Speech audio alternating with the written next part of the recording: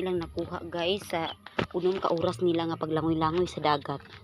Unom ka oras ha, simula pa alas 12 pa yun. Ay, alas 12? Grabe. Alas 11? Tutok ko na po na sa imong kuhan. Tay tawagan eh oh. Ang tawag ana, pugot. Oh, tagnaan ako no. Ani? Ha? Nalimot ko. Si tawag ani? I don't know. I don't know ang pangalan. Hmm.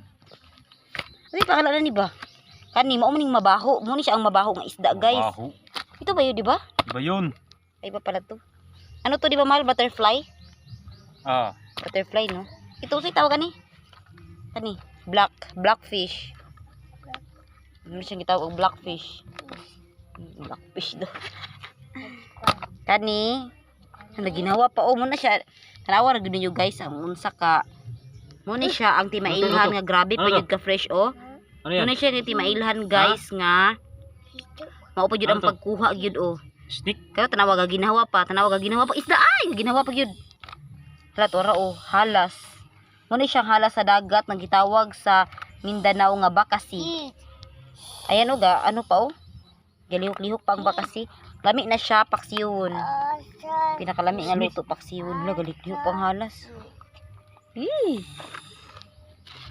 Sa unom ka oras maor gyud tayo nakuha in taon ni Makabuk. Salamat sa Ginoo. Nagampo bi ako nga daghan siya pakuha pero maor gyud tayo nakuha in taon. Kapayason pa siya guys na magbaligya daw siya pero unsa nay tabo.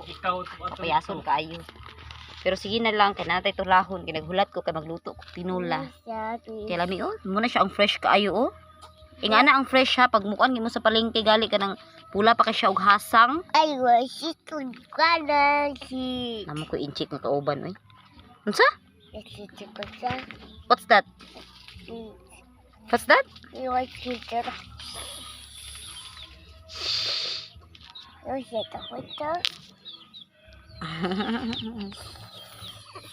Halas man din ako kauban di.